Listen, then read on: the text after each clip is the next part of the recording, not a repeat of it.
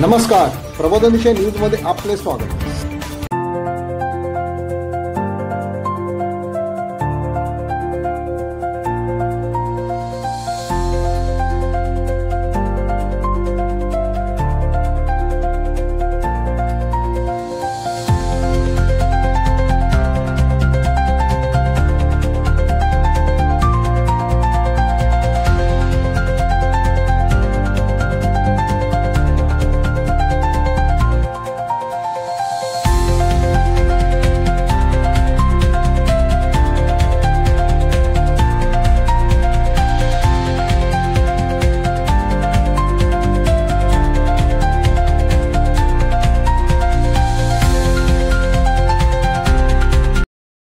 नमस्कार, प्रबोधनविषय न्यूज मध्ये आपल्या सर्वांचं स्वागत। मी आता आझाद मैदान मध्ये आहे आणि आझाद मैदान हे तुम्हाला माहित असेल की या ठिकाणी आंदोलनकारांचं एक स्थान आहे। आपण म्हणतो काही काही ठिकाणच्या एक स्थानाला नाव दिलं जातं, तसं हे आझाद मैदान हे समस्या मांडण्यासाठी मंत्रालयामध्ये मागण्या करण्यासाठी उपोषण करावं लागतं आणि त्या उपोषणासाठी आझाद मैदानाचा काही भाग उपोषण करण्यासाठी ठेवण्यात आलेला आहे।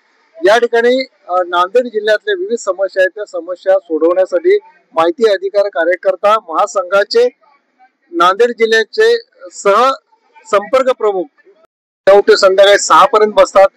जोपर्यंत न्याय मिळत नाही तोपर्यंत उपोषणाला बसणार आहे। त्या आपण एक नांदेड जिल्ह्यामधून या ठिकाणी आलेले आहेत। काय समस्या तुमच्या? नांदेड जिल्ह्यातील प्रादेशिक परिवहन कार्यालय आरटीओ विभाग आणि तहसील कार्यालय नांदेड आणि वन विभाग यांच्या संदर्भात अनुषंगाने मी उपोषणात बसलेला आहे। प्रादेशिक परिवहन कार्यालयातील आरटीओ विभागातील गेले अनेक वर्षापासून कर्मचारी 17 वर्षापासून ते 9 वर्षापासून एकाच कार्यालयात स्थानबद्ध आहे। त्यांच्या बदल्या करणे आणि अशासकीय जे फंटर आहेत त्या कार्यालयात बसलेले इतर लोकांकडून गोरेगारांकडून पैसे वसूल करतात, त्या फंटरांना बाहेर काढणे।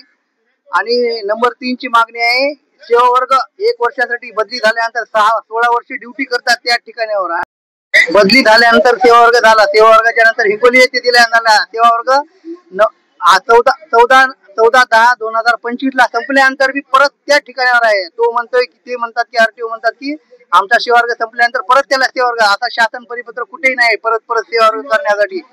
आणि जनमाहिती अधिकारी आणि अपिली अधिकारी यांनी माझी फसवणूक केली, पैसे द्वारे हे केलेलं आहे। मात्र हे अधिकारी कर्मचारी कशासाठी बसलेले आहेत? नुसते झोपा काढण्यासाठी बसलेले आहेत का? हा माझा विषय आहे। आणि नांदेड तहसील कार्यालयात संजय गांधी विभागात 2020 ते 23 दरम्यान तहसीलदार किरण आंबेकर, जिल्हाधिकारी कार्यालय संजय गांधी विभागाचे तहसीलदार ज्योती चव्हाण, विजय कुमार पाटे नायब तहसीलदार, पेशकार कर्मचारी आणि संगणक वरून 2018 ला मयत असताना 18 ला मयत असताना जिवंत आहेत 2021-20 ला दाखवून पैसे वसूल करण्यात आले। लाभार्थ्याला पैसे दिले दाखवण्यात आले आणि लाभार्थी जिवंत अकाउंट मध्ये पैसे ट्रान्सफर न होता परत उचलण्यात आले। आणि 3 वर्षामध्ये 4 कोटी रुपये अकाउंट मध्ये तसेच ठेवले। आणि कारवाईची जास्त मागणी केली विभागीय आयुक्ताकडे, तेव्हा त्याने मुंबईला पत्र पाठवून आम्ही लेखा कोषागार कार्यालयात पैसे जमा करत असल्याचे असं दाखवणे उपोषण केले। जिल्हाधिकारी कार्यालयात कोणती कारवाई न झाल्यामुळे त्याच्यावर कारवाई व्हावी, शिस्तभंगाची आणि निलंबित करण्यात यावी या मागणीसाठी शिंदे साहेबांच्या विरोधात मी उपोषण करत आहे। या सर्व मागण्या आहेत माझ्या, आणि जोपर्यंत मागण्या पूर्ण होणार नाही तोपर्यंत मी उपोषणात माघार घेणार नाही। सर, तुम्ही सुद्धा माहिती अधिकार कार्यकर्ता या ठिकाणी बसले आहेत। तुमचा महासंघ कशा पद्धतीने त्याला सहकार्य करून या समस्या सोडवण्यासाठी प्रयत्न करणार आहे?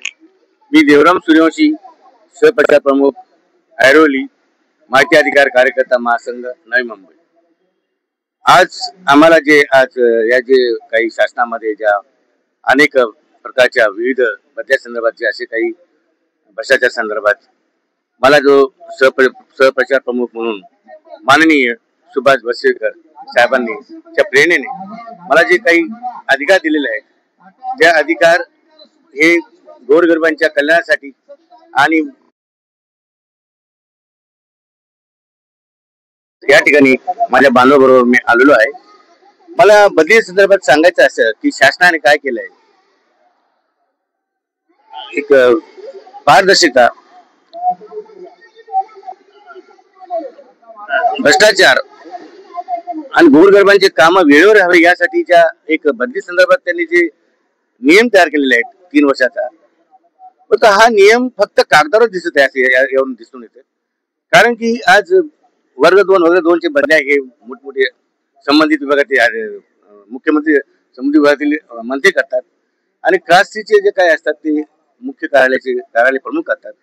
परंतु ज्या शासनाने जे मला असं सांगायचं आहे की जे संजय गांधी योजना, सावंत बाळ योजना यामध्ये जे योजनाचा उद्देश आहे तो उद्देश व्यक्तींना मिळत नाही.